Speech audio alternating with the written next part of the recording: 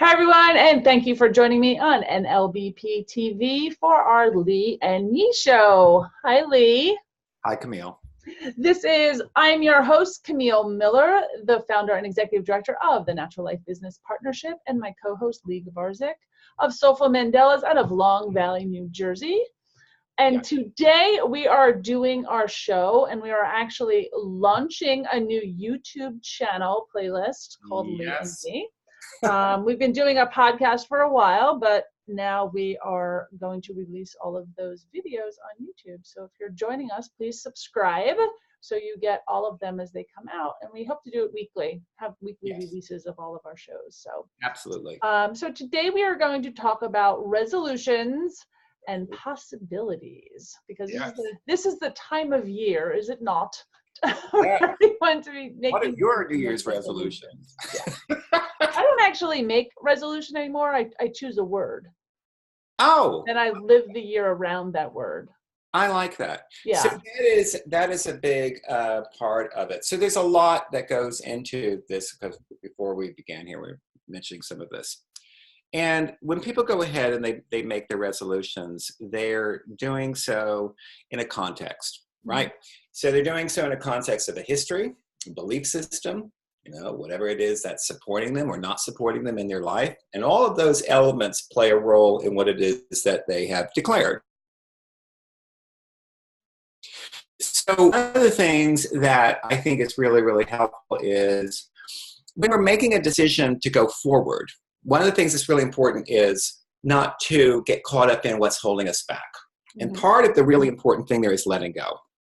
So let's just say, for example, let's say that I have a negative belief system about something, and I'm really, really attached to this kind of belief system. I'm always failed. I've always done this. And I'm really, really caught up in that idea. Then I said, well, but this time, then I still have that whole thing that I'm going, through. Well, part of the thing there is to acknowledge that, surrender that. That can be done through support. That can be done through a thing called this God box. I don't know if you've ever heard of this, but there's this concept of a God box where you take a little box, put God's name in, and give it to God. I'm going to write this crazy thing down that's been torturing me forever. I'm going to give it to God. Whatever higher power concept is, just give it to that, right? So in the process of doing that, that starts creating a little bit of space. The other one is gratitude. If I am kind of beginning this from oh my goodness, I'm a failure, or oh my goodness, I can't do it, and I'm really, really kind of caught up in this whole kind of negative thing that this is going to be the thing that saves me, and then they're going to like me, and then I'm going to be successful. I'm not really owning my gratitude in the moment, and I'm not really building upon a foundation that really is healthy in its self-esteem. So I write down, what am I grateful for? What is it that what is it that I celebrate? What is it that, because I'm basically in my intention, I'm celebrating my life, right?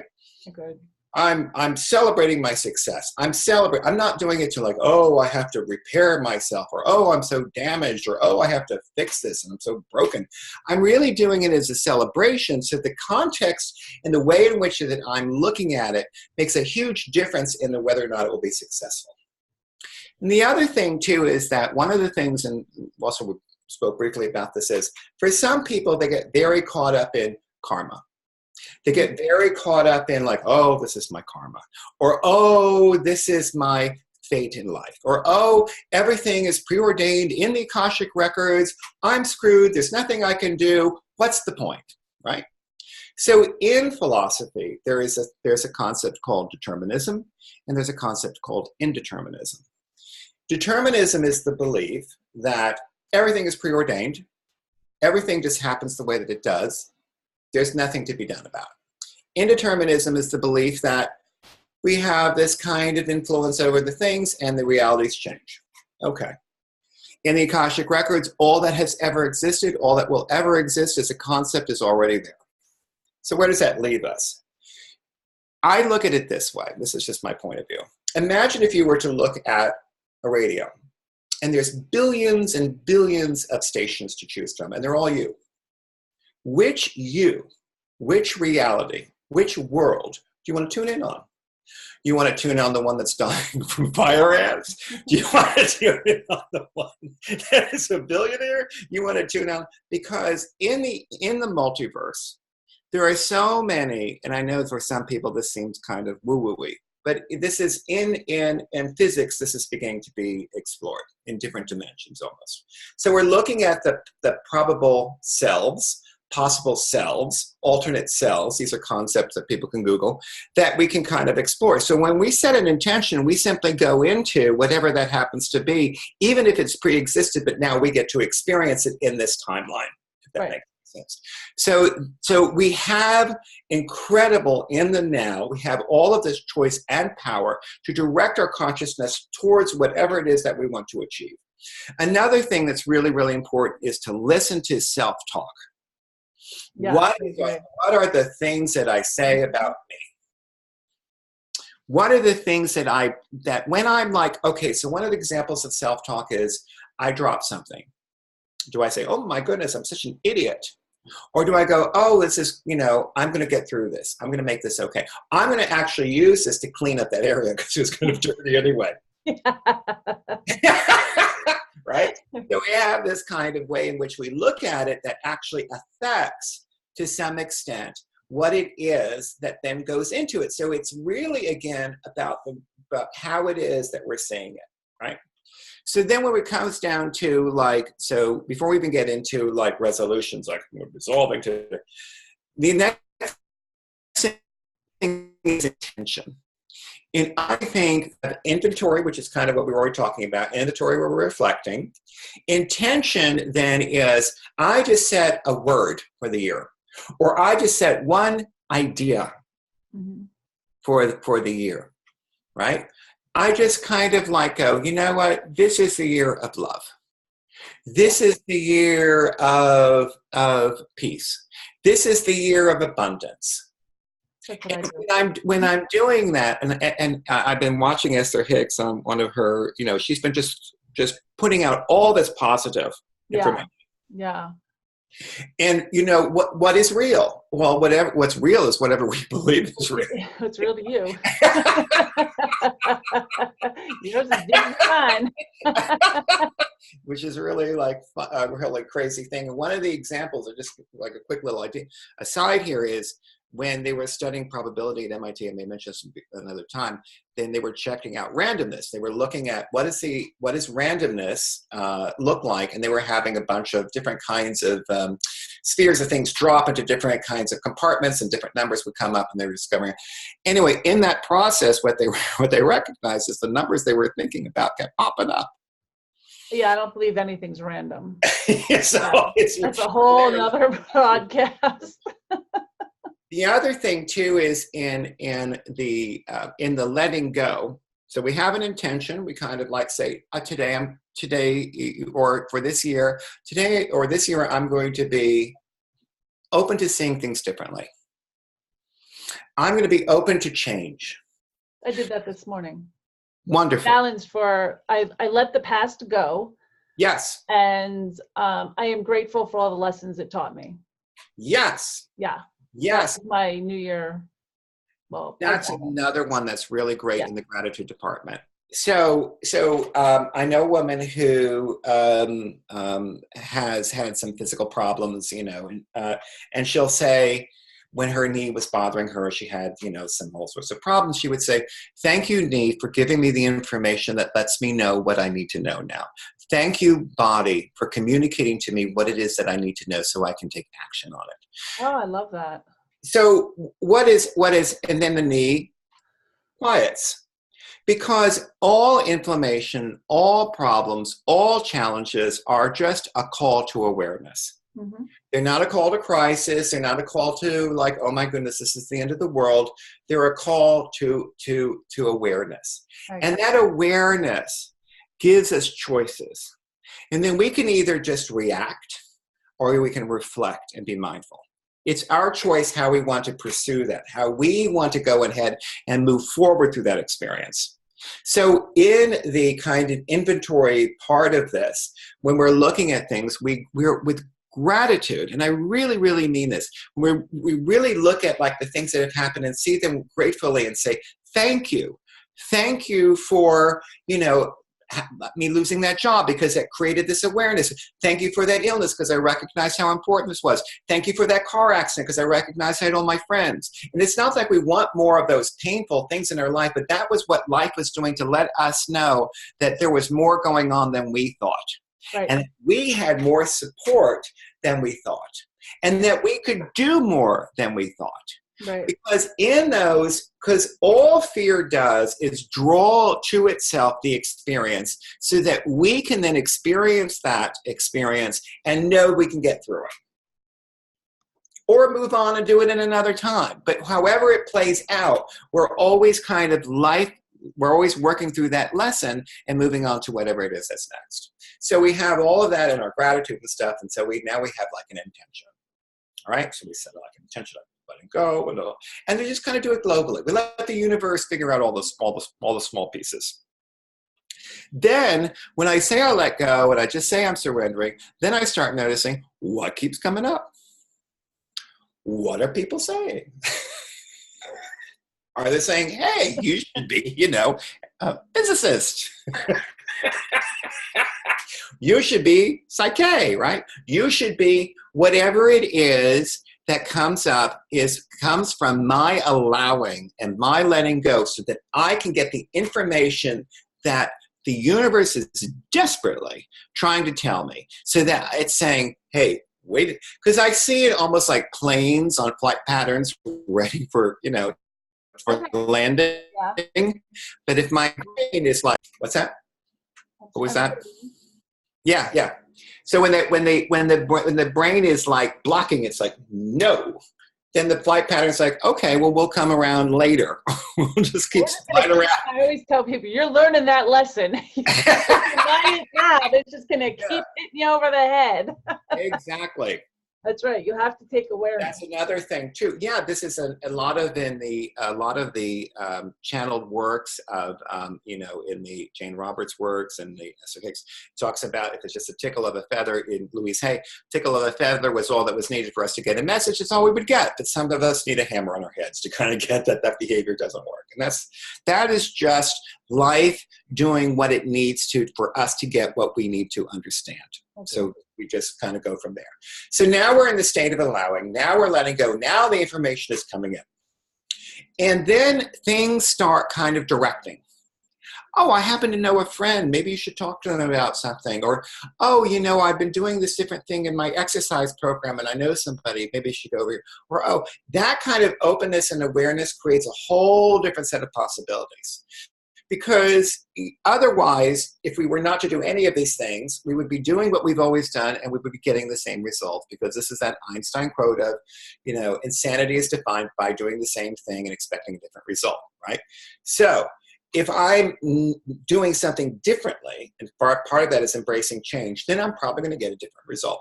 And I have to be kind of like at a state of allowing and awareness and letting go for that to happen. And I have to be ready for that to happen. Because in the universal kind of experience, as I understand it, if I'm not ready, it won't. Because life is like, no, we don't go over here yet. You still have to do this. You're not. I was just going to say, that's kind of like when people make New Year's resolutions. I was joking about this on our call last night. People make these New Year's resolutions. I roll everything out in the third week because I know everyone's done with them by then. Yeah. If you're an avid gym goer, you don't go the first 3 weeks of the year because everyone's doing their New Year's resolution and they'll be done about the 20th, 25th. And yes. we can go back. Yes. But I think in their mindset, they'd like it to happen. Yes. They haven't created that world to allow it to happen.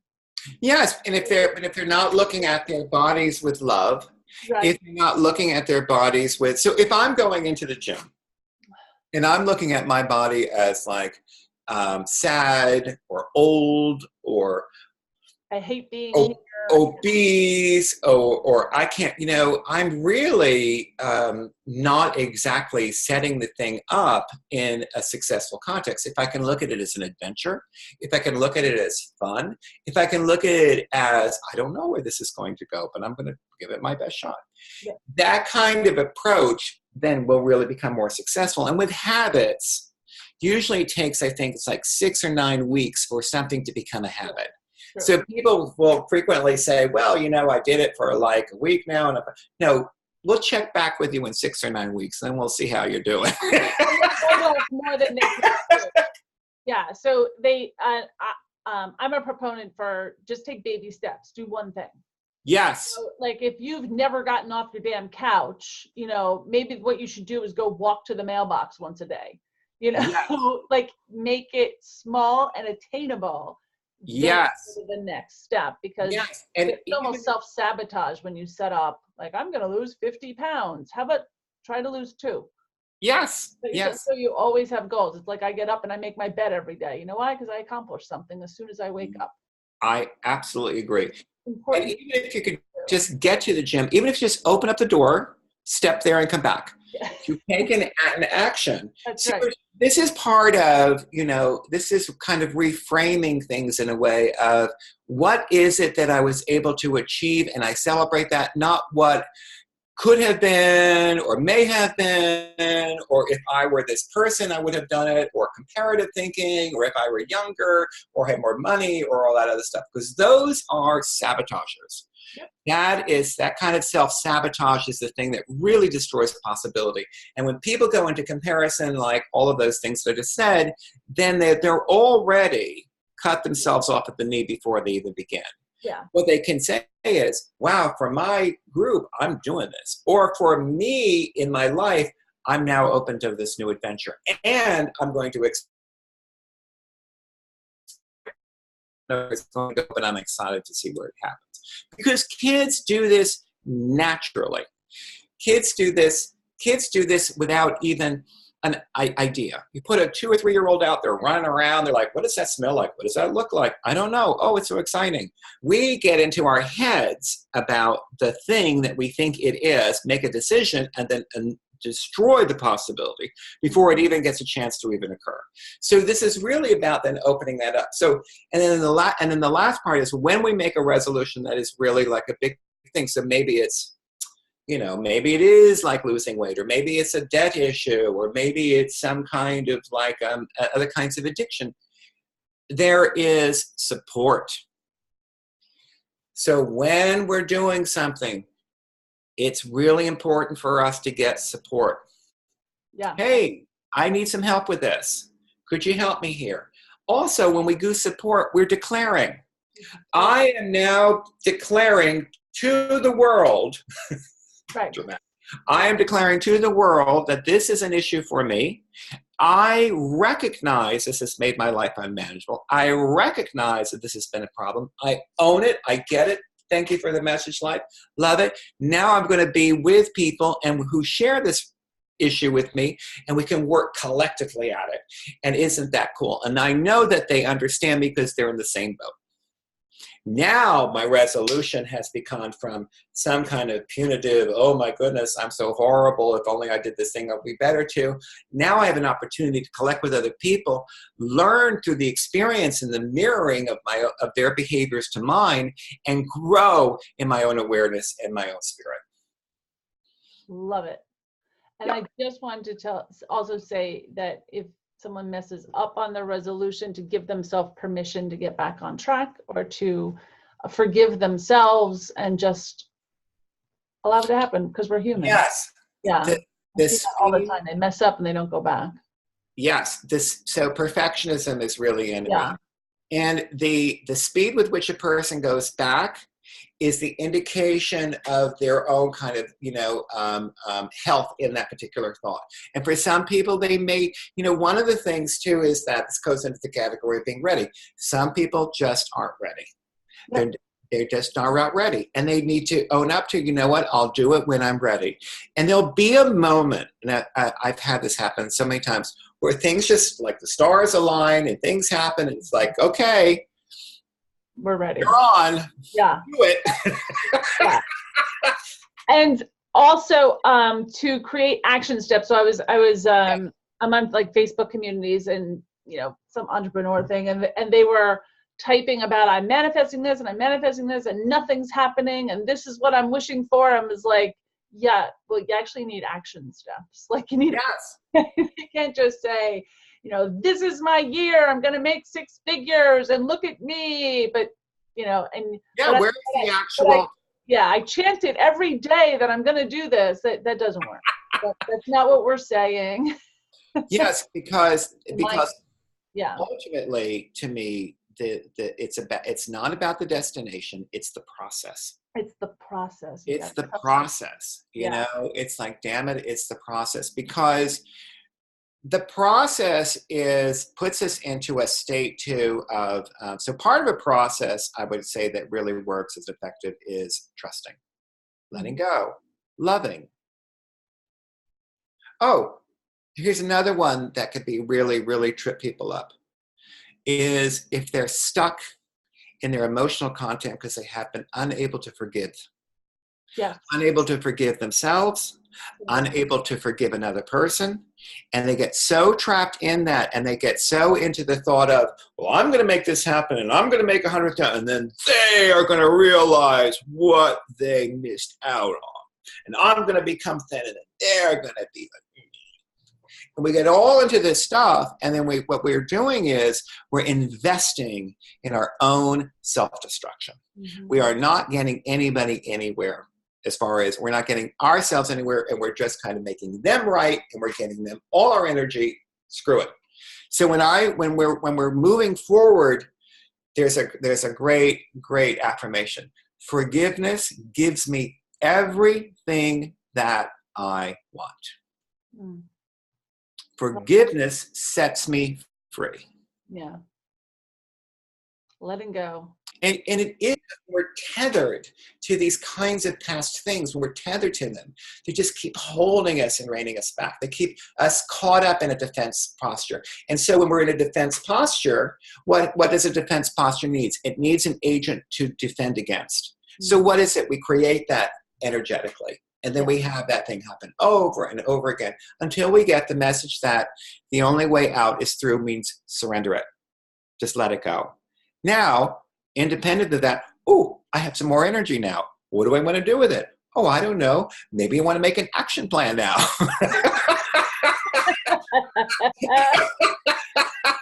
with some steps. And I'm going to kind of do that. Baby steps. Baby steps. Baby steps. I think that slow and steady wins the race. And I think that anything that is too quick, too fast, it's like what happens when you touch a light bulb, burns very brightly, and then it shorts out, right? So if you're pushed too hard, if it's about that, then it's no longer about trust. It's no longer about letting go. It's no longer about the surrender. It's about control. So control can be passive or active. Control can either be, I don't want to bother because I'm not going to make any effort because I never did before. Or control can look like, I'm going to make it happen today. I'm going to make it all happen. And then I overexert myself, and then I burn out, and I create the opposite. Hyperextension, this is Taoism, leads to collapse, right? Gotcha. Well, if you are listening to this new live podcast, please subscribe to our channel, leave us any comments, and if there is a topic that you'd like to see, please let us know at thenaturallife.org. You can use their contact us page, and this is the Lee and Me Show. Thanks, Lee, and Happy New Year. Happy New Year, Camille. Okay, bye-bye.